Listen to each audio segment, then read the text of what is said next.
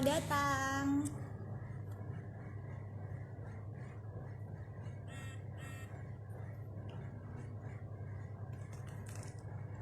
Teman-teman yang udah gabung boleh dong tahu responnya, apa suara Puput udah kedengaran jelas atau mungkin masih bergema? Bisa langsung kasih jawaban di replay ya.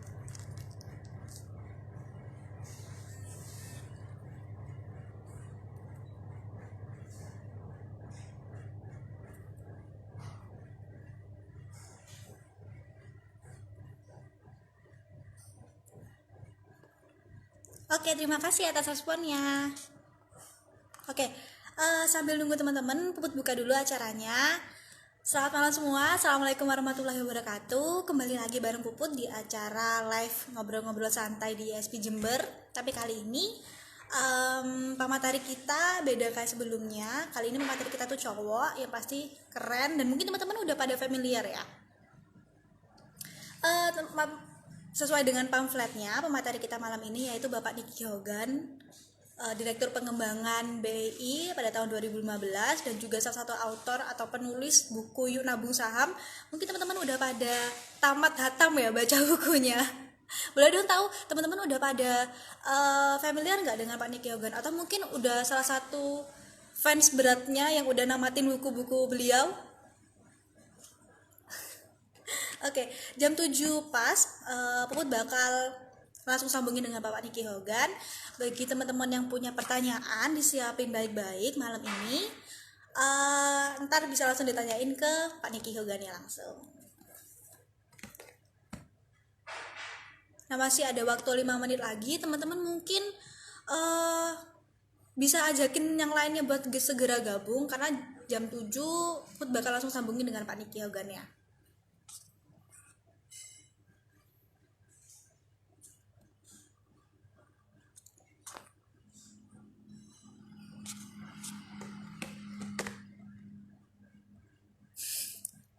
Boleh dong teman-teman tahu insight-nya dari teman-teman nih. Beberapa kali kan ISP Jember ngadain acara-acara mini live talk show ya, sama pemateri yang berbeda-beda. Menurut teman-teman mungkin ada nggak saran atau kritik buat ISP Jember ke depannya, kalau ngadain acara live talk show kayak gini, sarannya buat duet sama siapa, atau mungkin teman-teman punya requestan nih, Kak besok coba deh bikin live bareng sama Tit sama siapa gitu, boleh banget. Kita ISP Jember feel free untuk menerima kritik dan saran dari teman-teman. Dan juga harapan kita juga semoga kedepannya dengan acara-acara live kayak gini yang mungkin kita nggak bisa kopdar langsung, bisa ngebantu edukasi dan juga literasi teman-teman soal, ya nggak cuma soal saham doang sih, jadi soal banyak hal. Jadi mungkin teman-teman yang punya kritik saran atau juga punya rekomendasi, boleh banget langsung disampaikan by DM atau mungkin bisa di sini langsung.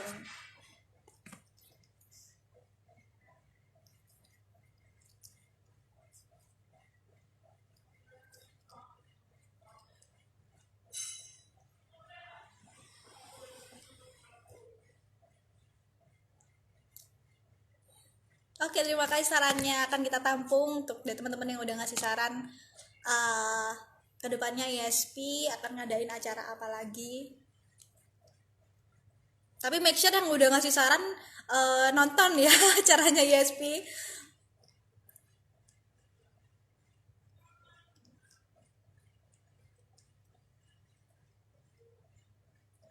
Dua menit lagi nih teman-temannya yang masih belum gabung, bisa diajakin buat segera gabung.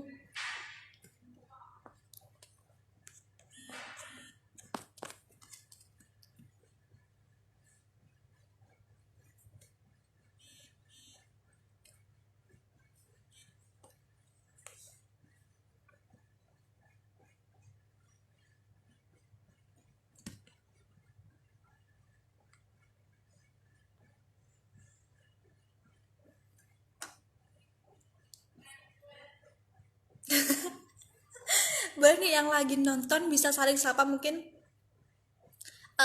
teman-temannya saling kenal. Oke, 2 menit lagi teman-temannya yang masih belum gabung, boleh banget yang diajakin untuk segera gabung ke live malam ini, karena ntar lagi kita bakal langsung sambungin dengan Bapak Niki Hogannya langsung.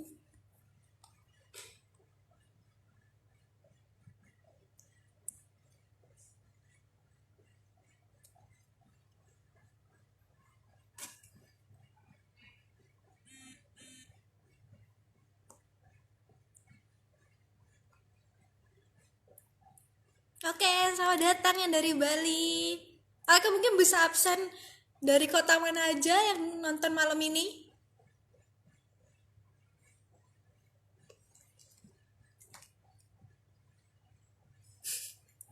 Sudah, terima kasih ya yang sudah tanya.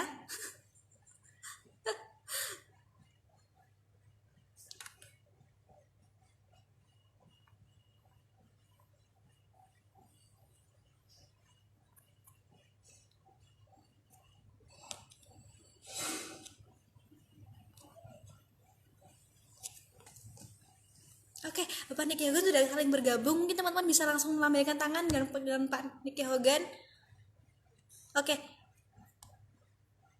oke. Nah, Bapak langsung sambungin ya dengan Pak Niki Hogan. Buat teman-teman udah siapin pertanyaannya. Make sure kalian udah siap. Oke.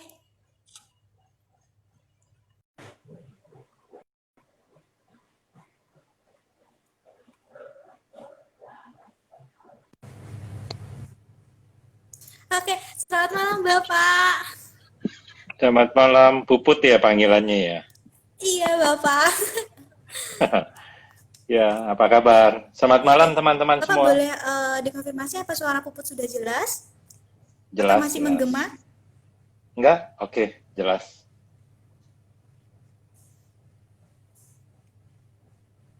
Oke. Sebentar. Apa suara Puput sudah jelas Bapak? Boleh dikonfirmasi kembali? Jelas, jelas. Oke. Jelas, enggak menggema. Oke. Oke. Sebelumnya saya ucapkan terima kasih Bapak sudah mau meluangkan waktunya untuk sharing bareng teman-teman ISP Jember dan juga teman-teman yang nonton live kita malam ini. Teman-teman kayaknya udah excited banget buat langsung tanya dengan Pak Niki Hogan nih. Ya, terima kasih juga ISP Jember. Ini dari Jember kan? Langsung siarannya? Iya Bapak, benar dari Jember. Iya, iya. Nah teman-teman kayaknya udah salah satunya banyak yang menjadi fans beratnya Bapak nih, udah namatin buku-buku dari Bapak. Iya. Suara saya delay nggak? Enggak kan? Tidak Bapak, sudah alhamdulillah sudah jelas. Oke. Ya Puput, mari kita mulai. 1 jam ya kita ya waktunya? Iya Bapak, 1 jam. Oke. Oke. Nah malam ini kita akan bahas ngobrol-ngobrol santai soal yang mungkin motivasi untuk para investor yang mau gabung nih ke pasar modal nih Pak. Nah dari pihak ISP Jember sendiri juga sudah menampung beberapa pertanyaan dari teman-teman dan juga mungkin nanti di akhir sesi kalau misal ada sisa waktu boleh teman-teman bisa langsung tanya dengan Bapak. Jadi ada sesi tanya jawab langsung dengan Bapak. Iya, iya. Oke. Untuk malam ini mungkin teman-teman mau kenalan langsung nih dengan Pak Niki Hogan malam ini. Boleh Bapak memperkenalkan diri dengan teman-teman yang udah nggak sabar mau tahu materi kita malam ini nih. Saya memperkenalkan diri gitu ya. Saya Niki Hogan. Saya investor saham di Indonesia, fanatik dengan saham yang ada di Indonesia. Jadi sudah di pasar modal selama ini jadi pelaku sekitar 20 tahun. Jadi beberapa tahun terakhir saya lebih jadi investor setelah tidak di Bursa Efek. Saya rajin menulis di buku, ada 2 buku, plus juga menulis di blog saya, seperti itu. Hobinya ya sharing-sharing seperti inilah. Suaranya oke, Puput? Teman-teman, suara saya halo tim.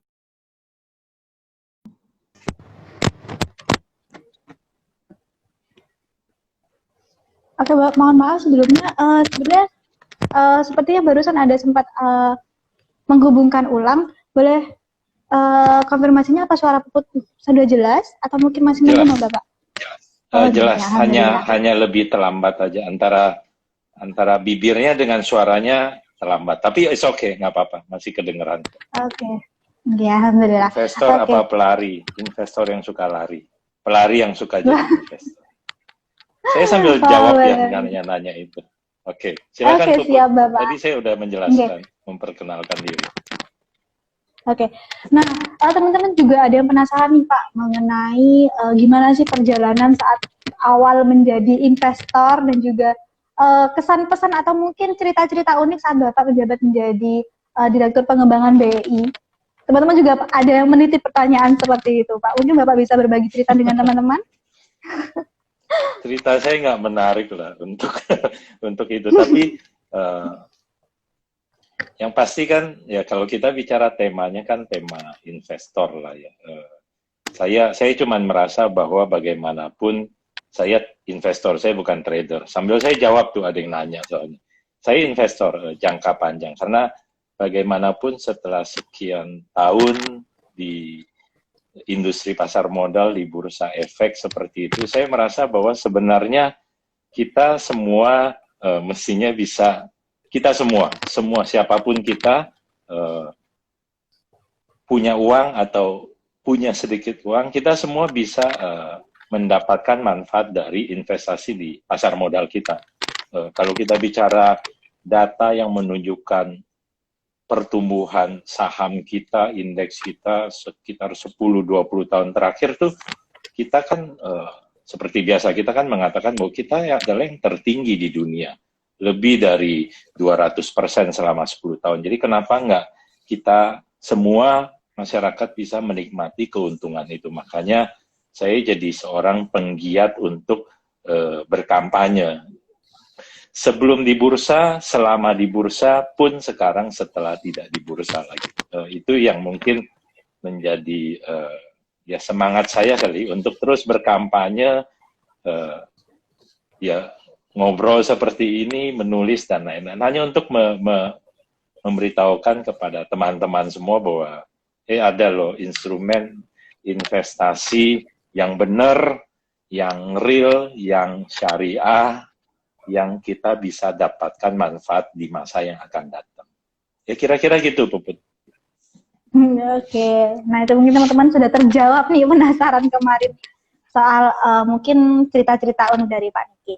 Nah, lanjut ke pertanyaan selanjutnya yaitu pada tahun 2012 dari BI juga sempat mengeluarkan jurus untuk memicu investor di pasar modal. Salah satunya yaitu intensifikasi edukasi pasar kepada masyarakat dengan gerakan Yuk Nabung Saham. Nah, teman-teman juga pada penasaran nih Pak, sebenarnya gimana sih cerita awalnya kok bisa sampai tercetus gerakan Yuk Nabung Saham dan juga skema atau gimana sih mekanismenya Yuk Nabung Saham itu sendiri? Ya, berawal dari tadi cerita misalnya pemahaman masyarakat mengenai investasi, mengenai saham yang sangat keliru selama ini. Selama ini selalu salah menganggap bahwa investasi itu sesuatu yang bukan ranahnya saya deh, seolah-olah itu hanya untuk monopoli orang-orang yang berduit. Saham itu seolah-olah spekulatif dan jelimet seperti itu kan. Saya sih anti jelimet seperti itu. Jadi pemahaman-pemahaman yang salah, keliru. Nah, kebetulan saya dipercaya di bursa efek, di pengembangan, dan kita satu tim besar di pengembangan, semuanya memiliki semangat yang sama untuk berkampanye. Dan kita memakai kampanye Yuk Nabung Saham. Kampanye Yuk Nabung Saham kata-kata yang paling mudah dicerna, walaupun ada saja yang mempertanyakan.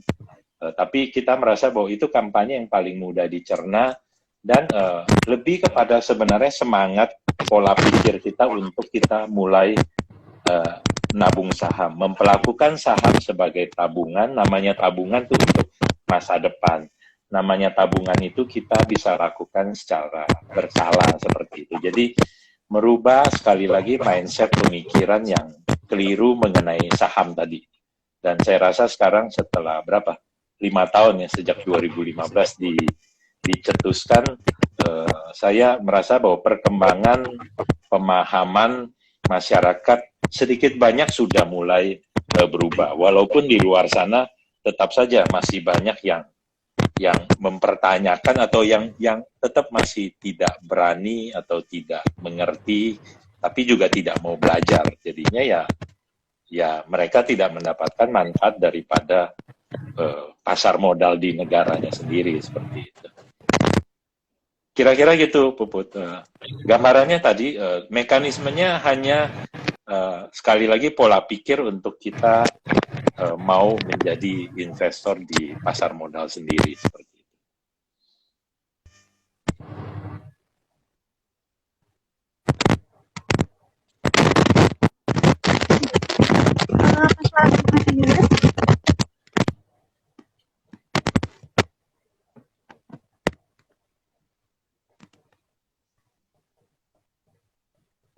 Oke.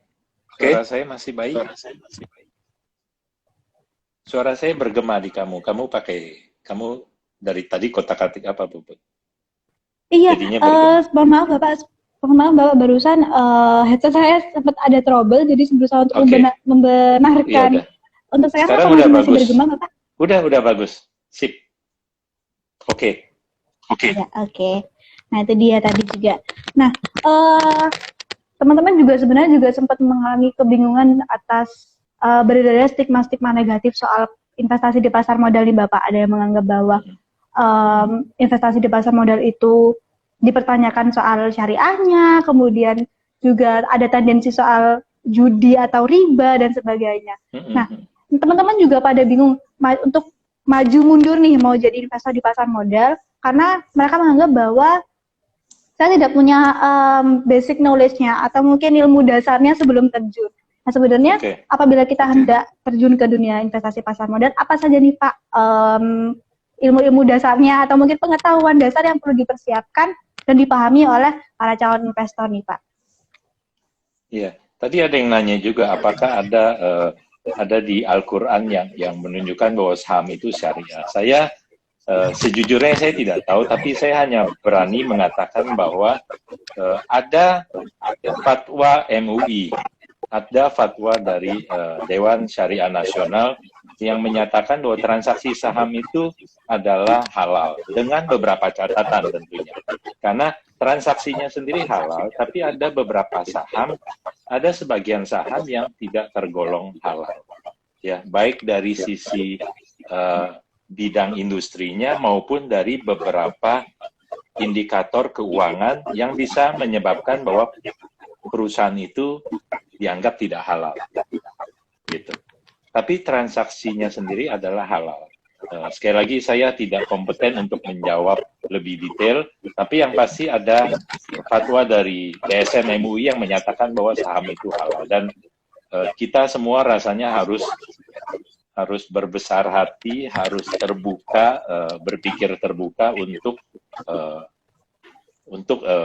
menerima itu. Ya kalau tidak mengerti juga ya belajar lebih banyak mengenai itu dan bisa tanya langsung ke DSN MUI seperti itu. Ya, saya rasa tadi poinnya mengenai halal atau tidak, judi atau tidak, mestinya sudah terjawab lah. Kita tidak lagi hidup di masa yang selalu mempertanyakan hal-hal yang sebenarnya saya rasa mestinya sudah ada instansi, ada dewan yang sudah menyatakan secara tegas seperti itu. Lebih dari 600 saham yang ada di bursa dan lebih dari 50% diantaranya dinyatakan sebagai saham yang halal. Jadi ya beli saja saham yang memang sudah dinyatakan halal kalau mau berinvestasi secara halal. Ada aturan-aturannya, ada broker-broker yang memiliki sistem online trading yang syariah juga dan lain-lain, yang semuanya syariah. Mulai dari kita buka rekening syariah, uang kita juga ada di rekening bank yang syariah. Seperti itu. Jadi tidak lagi saatnya untuk mempertentangkan atau mempertanyakan itu. Kalau menurut saya, kita bahkan Indonesia, Bursa Efek Indonesia setahu saya mendapatkan penghargaan sebagai bursa yang yang syariah dari lembaga internasional syariah juga berturut-turut bertahun-tahun seperti itu. Jadi monggo teman-teman.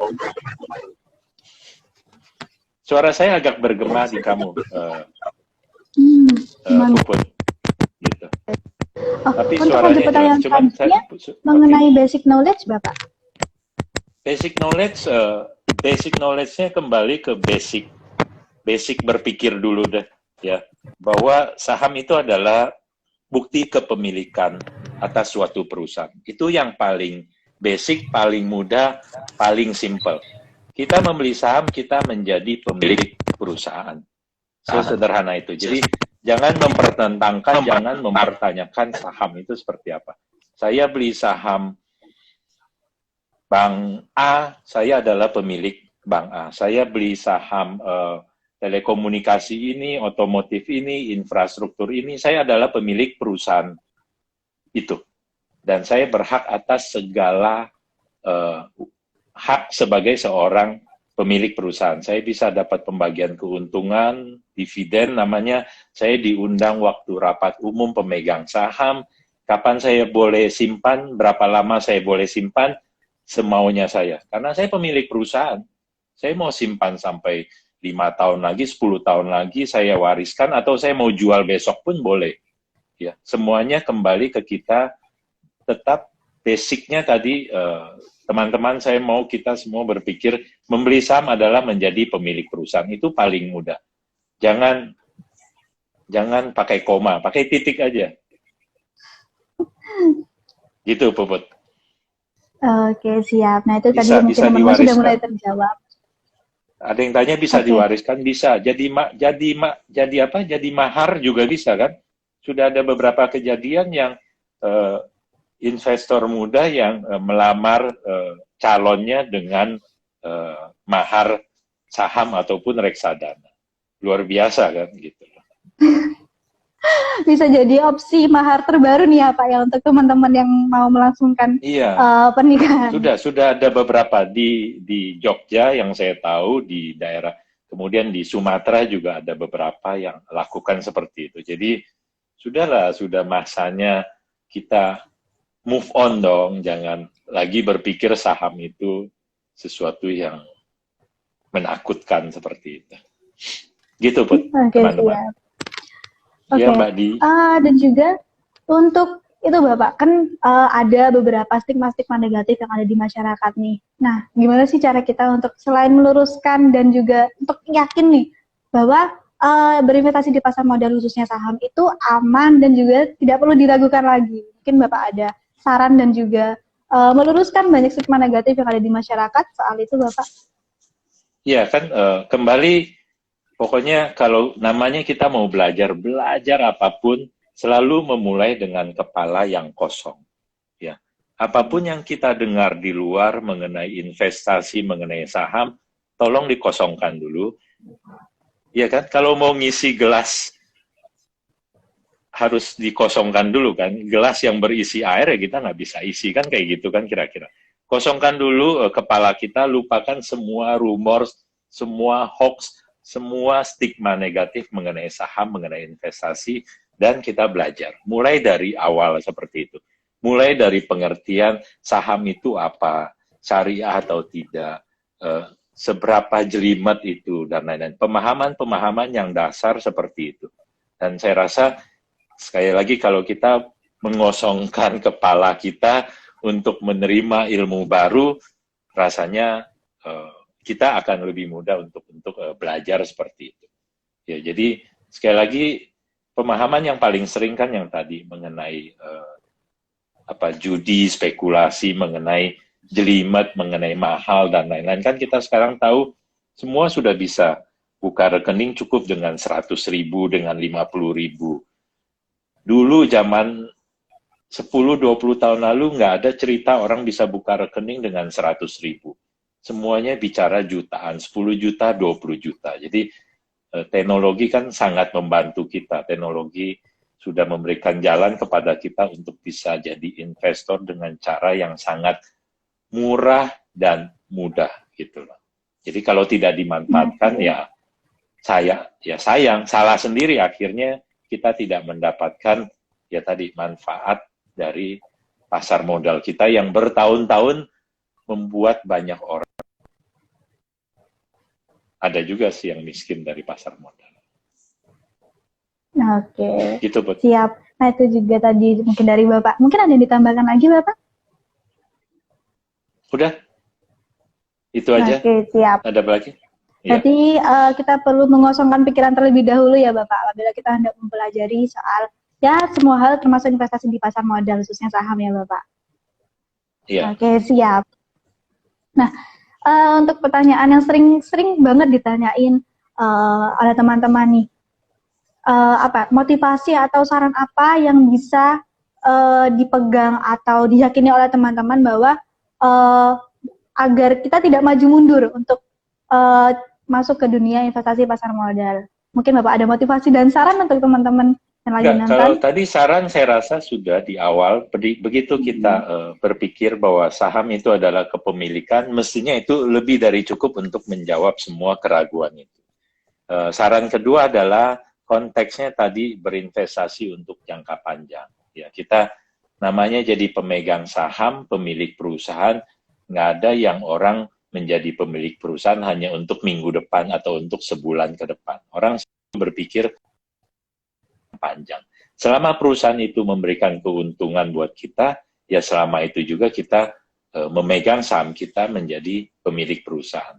Saya rasa hal-hal prinsip yang seperti itu, hal-hal yang mudah, tadi saya jadi mengulang-ulang, tapi saya rasa poinnya sekali lagi berpikir secara tepat mengenai saham, cerita-cerita mengenai saham itu merugikan, saham itu spekulasi dan lain-lain adalah cerita dari orang yang mengenai saham salah memperlakukan investasi saham dan akhirnya ya mereka merugi. Atau sebagian mungkin tidak pernah mengalami, hanya mendengar dan sudah keburu takut, sudah keburu keder seperti itu. Padahal kita saya rasa dan ISP Jember, ISP Nasional terus kita melakukan kampanye untuk meluruskan pemahaman masyarakat mengenai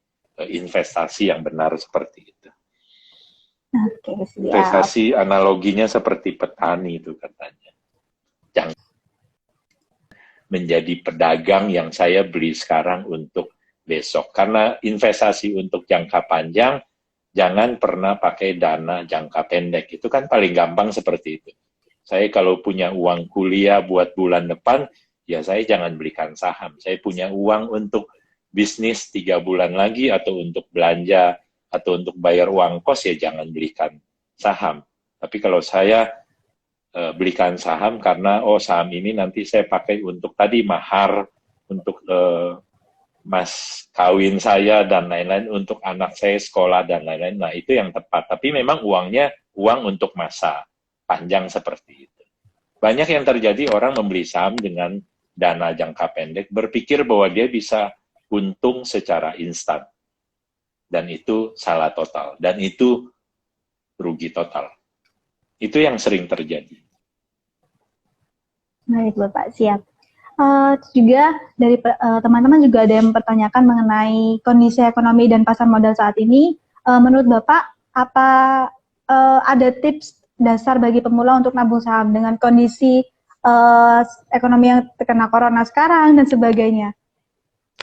Saya lagi baca buku mengenai Jack Ma, dan salah satu yang saya tertarik dengan yang dikatakan Jack Ma adalah pada kondisi indeks atau pasar saham normal, atau pada saat saham itu naik semua, itu semua orang juga bisa menjadi investor.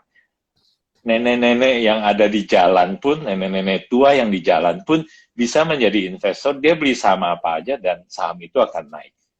Tapi kalau investor sejati kelihatannya adalah investor yang mampu bertahan selama masa-masa krisis ini.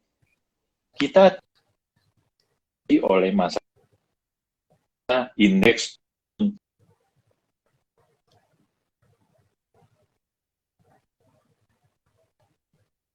hampir 5.000, sempat 5.000 dan lain-lain. Kita investor yang bisa bertahan selama masa ini, dan memang harusnya bertahan, adalah investor sejati. Kalau kita lewati masa ini, kita boleh tepuk dada bahwa gue investor tulen. Karena kita bisa melewati masa ini. Kalau waktu investasi di indeks 6 ribuan, harga saham naik, tadi kata Jack Ma, semua orang juga bisa. Gitu loh. Nenek-nenek ada bisa. Tapi teman-teman kita atau kita semua yang bisa bertahan selama masa krisis ini, saya nggak bicara mendapatkan keuntungan. Kalau bisa mendapatkan keuntungan dari masa ini dalam konteks bukan spekulasi ya. Saya tidak pernah mengajarkan, saya tidak pernah menyarankan orang berspekulasi pun di masa krisis seperti ini.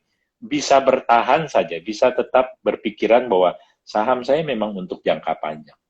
Saham saya memang, perusahaan saya mungkin merugi, perusahaan saya mungkin performance-nya turun, tapi saya tahu saya investasi untuk jangka panjang, dan kita bisa bertahan, tidak galau, tidak jadi bingung sendiri, dan lain-lain. Dan sekali lagi, kita yang tulen. Gitu. Oke, baik Bapak. Nah, sudah terjawab tadi untuk pertanyaan yang kesekian, dan juga teman-teman juga ada yang menanyakan mengenai bagaimana nih menurut Bapak perkembangan pasar modal Indonesia ke depannya setelah beberapa tahun ini ada beberapa kejadian yang merugikan para investor dan juga stigma buruk soal investasi.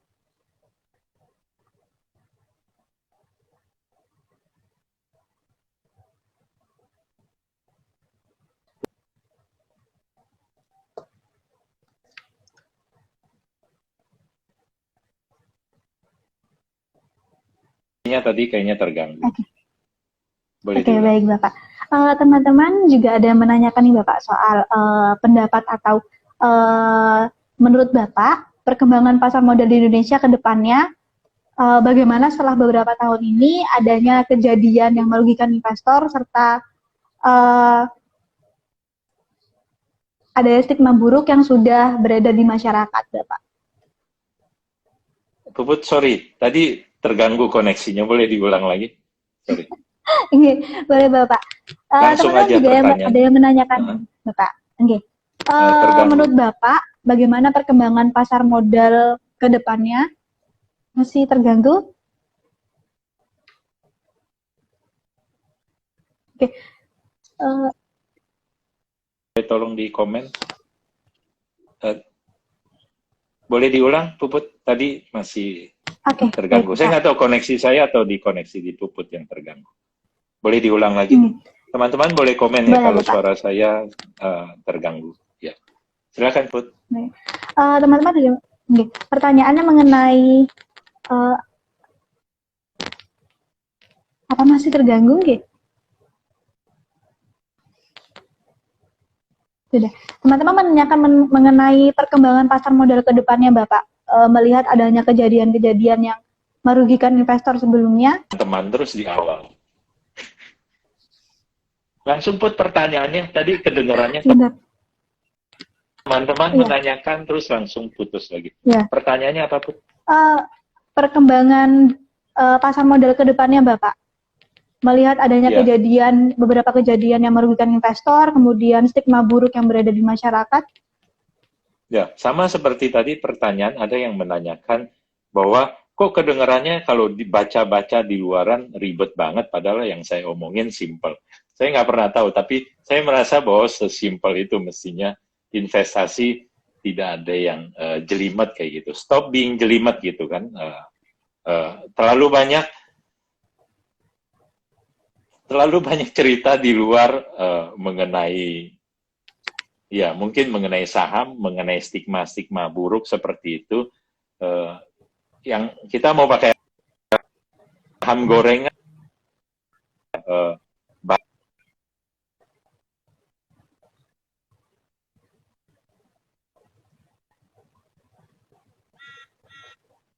jelas Puput suara saya?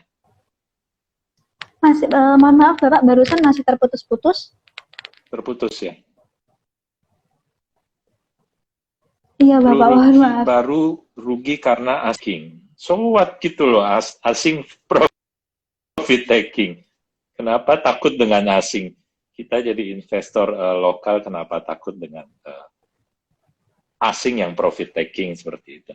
Jadi terlalu banyak, seperti cerita ini saya rasa ya. Tadi cerita stigma buruk, saham gorengan, bandar, asing profit taking, dan kita takut.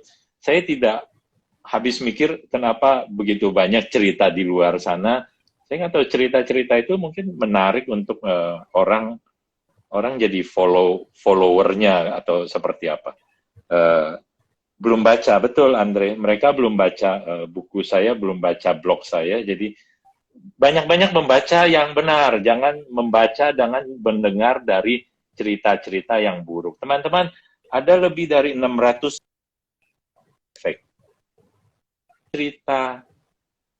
cerita tidak benar, itu sebagian terhadap saham-saham yang memang tidak benar juga. Anda tidak berhak untuk menjelek-jelekkan bursa kita hanya karena saham-saham gorengan yang Anda beli rugi. Karena Anda mengambil resiko dengan membeli saham yang beresiko seperti itu. Ya. Sekali lagi, begitu banyak perusahaan, saya mau menyebut begini saja gampangnya. Oke, tadi saya sudah setuju membuka rekening, saya rencana untuk panjang. Next, apalagi Pak Niki? Next, beli saham yang benar, lebih saham yang ada di bursa. Mas, kedengeran ya, Puput tadi? Oke. Lupakan semua saham yang, lupakan 600 saham yang ada. Pilih saham yang oleh bursa, di mana bursa tidak menyiapkan secara langsung, tapi bursa punya indeks. Tadi, saya hanya mau yang syariah, Pak. Oke. Ada Jakarta Islamic Index yang 30 saham. Duitnya cukup kan? Buat beli 30 saham atau beli saja 3 atau 5 cukup. Atau Q45, ada 45 saham di sana. Sudah cukup beli saham-saham itu dan Anda tidak akan rasanya berpotensi bermasalah dengan saham-saham itu.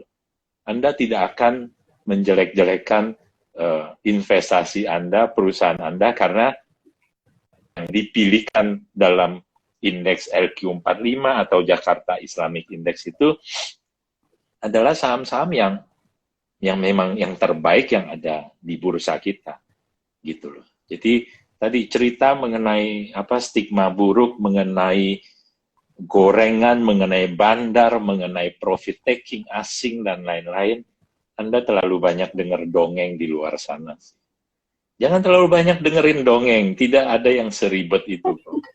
Ya. Banyak baca yang benar, jangan baca dari hoax, dari cerita-cerita yang hanya cari sensasi seperti itu. Begitu Put, teman-teman. Oke, sudah terjawab itu untuk pertanyaan yang ketiga. Mungkin dari pertanyaan yang langsung ditulis oleh teman-teman Bapak. Ini ya, dari teman-teman dari SP Jember sudah terjawab semua, alhamdulillah. Oh, teman-teman sudah dijawab ya. Oke, tuan rumah sudah dijawab. Sekarang kalau ada yang mau tanya lagi tadi sebelum tidur.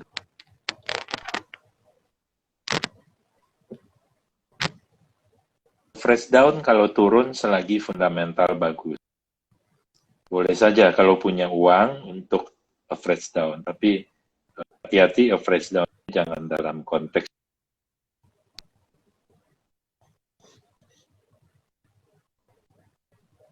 berspekulasi.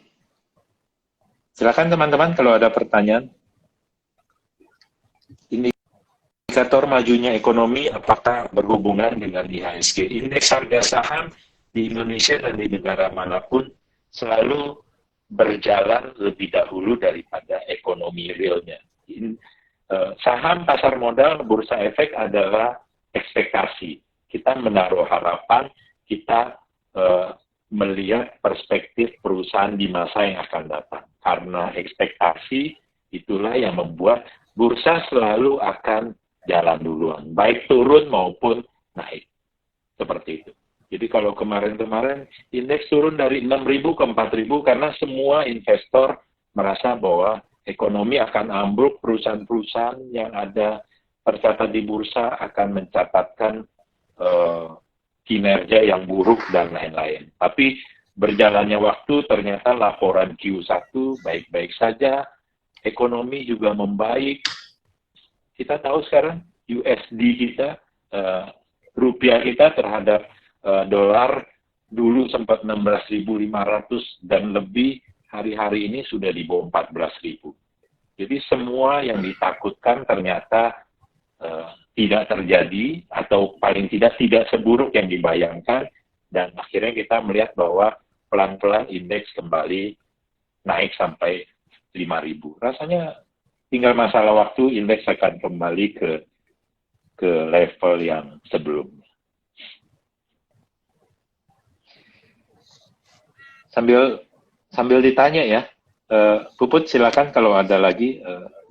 Idealnya berapa banyak yang harus kita punya? Sebenarnya sih orang-orang mengatakan 3, 5, atau maksimal 10. Tapi monggo kalau mau banyak-banyak juga nggak apa-apa. Kalau uangnya cukup gitu. Tapi nggak perlu banyak-banyak juga nggak apa-apa. Banyak-banyak itu 3 atau 5 kan orang bicara, atau 10 bicara diversifikasi. Oh kalau saham saya yang ini naik, industri ini lagi bagus, industri ini tidak bagus, oh paling tidak ada yang naik, ada yang turun, dan lain-lain. Tapi kalau kita yakin banget dengan 2-3 saham, oh saya cukup mau beli saham itu. Ada teman saya yang tidak mau lihat saham lain kecuali saham BRI misalnya.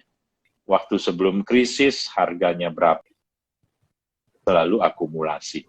Saya nggak tahu hari ini apakah dia setiap bulan dia tetap akumulasi seperti itu. Ada yang sangat percaya dengan saham tertentu atau dengan cukup beberapa saham tertentu. Reksadana tipsnya saya mau mengatakan atau saya mau menyatakan satu hal mengenai yang produknya, beritanya terus berkembang dengan segala masalah. Kan teman-teman yang mau berinvestasi reksadana, untuk menghindari resiko penyalahgunaan atau resiko investasi yang buruk dari manajer investasi, saya menyarankan teman-teman kalau mau berinvestasi reksadana, beli reksadana indeks. Di mana reksadana indeks itu hanya memperbolehkan si manajer investasi berinvestasi di indeks tertentu.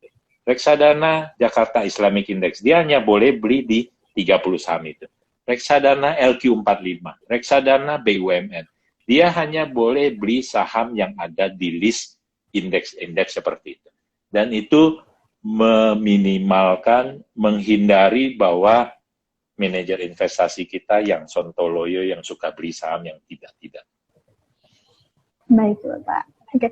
Dari pihak SB Jember juga memiliki pertanyaan lagi nih, Bapak, soal apa yang harus menjadi prinsip dan keyakinan bagi para investor Indonesia bahwa pasar modal di Indonesia nantinya mampu kelar dan dari permasalahan krisis ekonomi yang sedang melanda saat ini. Mungkin butuh sesuatu yang lebih meyakinkan. Teman-teman, 2015 waktu saya pertama di bursa, 2015 kepemilikan asing di saham Bursa Efek Indonesia, saham-saham yang ada di sana, itu sekitar 2/3.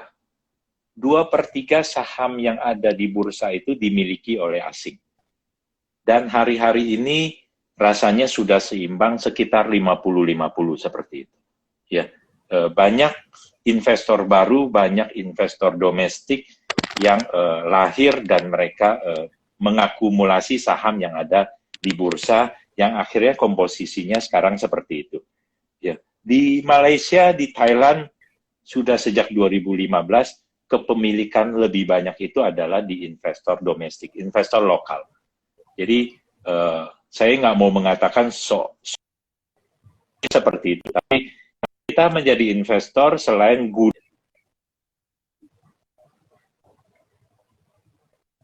semakin kuat investor lokal akan membuat perekonomian kita atau membuat ketahanan indeks kita akan semakin kuat juga. Jadi kalau yang kiblatnya selalu ke investor asing, saya tidak mengerti. Rata-rata transaksi di bursa lebih dari 60% per hari itu disumbang oleh investor lokal. Jadi kalau tadi ada pertanyaan, oh profit taking asing dan investor baru kita rugi, so what gitu loh. Mereka berapa besar sih transaksi mereka? Tidak lebih dari 40% setiap hari rata-rata teman-teman.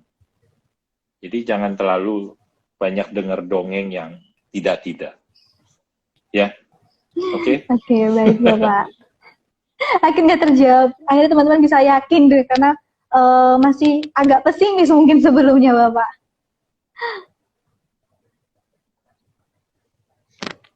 Oke, baik. Untuk pertanyaan kedua juga ada ditanyakan lagi mengenai saham delisting. Mengenai saham delisting itu nantinya kepemilikannya bagaimana Bapak? Oke, saham yang tercatat di bursa, ya, dia bisa nantinya delisting atau go private seperti itu. Delisting itu ada dua hal. Delisting itu menjadi tidak listing. Kita prinsipnya tidak selalu dalam persepsi buruk. Delisting itu bisa karena saya mau jadi go private, perusahaan saya sudah go public, terus tadi akhirnya perusahaan mengatakan enggak, kita sudah tidak mau tercatat di bursa, tidak mau diperdagangkan di bursa. Jadi kita delisting keluar dari bursa. Tapi kepemilikan atas saham itu oleh para investor ya tetap seperti itu. Dia delisting, ada yang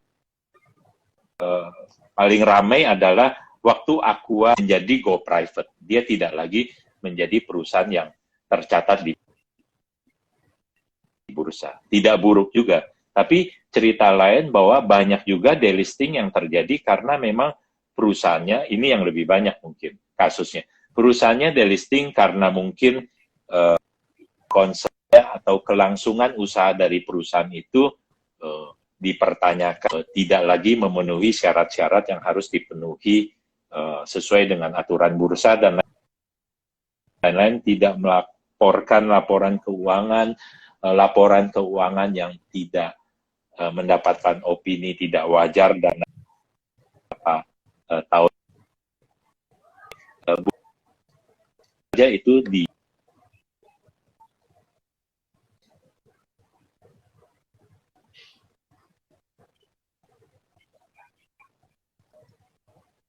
ada juga delisting dalam konteks positif karena perusahaannya memang voluntary delisting seperti itu. Ya, misalnya Aqua voluntary delisting dan itu rasanya buat pemegang saham publik yang minoritas malah dibayar mahal pada saat itu. Tapi sekali lagi, kalau perusahaan itu delisting dan lain-lain, apakah saya masih menjadi pemegang saham? Ya, saya menjadi pemegang saham. Dalam kasus Aqua, ataupun dalam kasus misalnya perusahaan itu memang didepak oleh bursa. Saya masih menjadi pemegang saham, tercatat, tapi saham itu sudah tidak diperdagangkan lagi di bursa. Yang namanya didepak oleh bursa biasanya ceritanya buruk. Artinya ya, saham atas perusahaan yang didepak oleh bursa, ya ceritanya nggak enak. Suara saya putus ya? Oke. Ya, agak putus-putus Bapak, tapi masih terdengar jelas. Oke, masih terdengar ya. Begitu sih cerita delisting. Jangan beli saham yang delisting. Teman-teman, ingat selalu ini. Kita tidak pernah tahu saham mana yang bakalan delisting, saham mana yang bakal bangkrut, saham mana yang bakalan pilot. Kita tahu perusahaan-perusahaan mana tidak bakalan pilot. Coba dicerna kata-katanya. Siap Bapak. Memungkinkan untuk untuk pertanyaan berharap. delisting sudah terjawab. Ya, ada yang nanya apakah bisa berharap dividen untuk merdeka secara finansial. Tentunya bisa. Ya kan, tergantung berapa besar kepemilikan saham kita. Kalau sahamnya kepemilikan besar, setiap kali pembagian dividen, rata-rata dividen hanya sekali, maksimal 2 kali dibayarkan oleh perusahaan. Cari perusahaan yang bagi dividen, jangan yang nggak bagi dividen. Nah, balik lagi, Bursa Efek punya yang namanya High Dividend 20 Index. Itu 20 saham, 20 perusahaan yang paling rajin, paling besar membagikan dividen. Beli saham-saham itu untuk mendapatkan passive income tadi. Berapa besar, apakah cukup untuk financial freedom kita? Ya tergantung berapa investasinya. Kalau investasinya miliaran, mungkin dividennya bisa 3-5% setahun, ya lumayan bisa untuk bulanan mungkin cukup seperti itu. Ya. Make it simple. Thank you, Oke. Jono. Segala sesuatunya memang simple. Ya. Oke, mungkin teman-teman ada yang masih ingin ditanyakan lagi? Silakan sambil kita jawab kalau ada yang nanya. Sepertinya teman-teman sudah mulai terarah dan sudah Pak mulai paham nih, Timotius, Pak, udah apa mulai kabar? yakin. Lama nggak ketemu kita.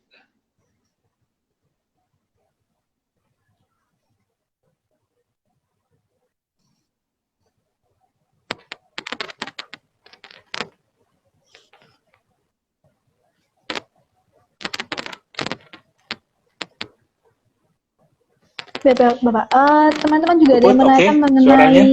Atau suara saya yang koneksinya Bapak. terganggu? Sudah jelaskan, Bapak. Teman-teman juga ada yang menanyakan mengenai regulasi pemilihan perusahaan yang mau listing di BEI, Bapak. Itu bagaimana? Boleh diulang? Sorry, Put. Iya.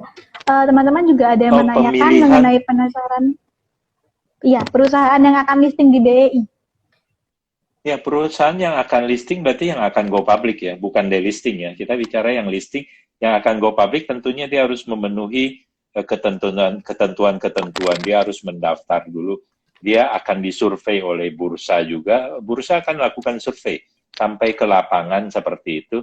Kemudian juga dia akan di-review oleh OJK dan sampai diyakini bahwa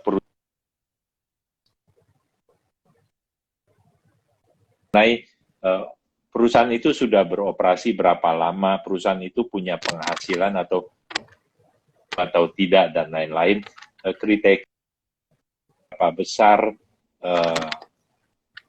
revenue-nya berapa besar, keuntungannya atau rugi dia membuat depan dan lain-lain. Ada beberapa ketentuan yang harus dipenuhi sampai sebuah perusahaan listing seperti itu. Ya, yang mungkin yang harus dicermati adalah namanya perusahaan yang listing yang baru, umumnya kan sebagian besar perusahaan-perusahaan belakangan ini kan yang tidak besar, yang kecil-kecil, size-nya yang mungkin kita tidak tahu dan lain-lain, ya harus sangat memperhatikan kalau kita mau membeli saham di pada saat seperti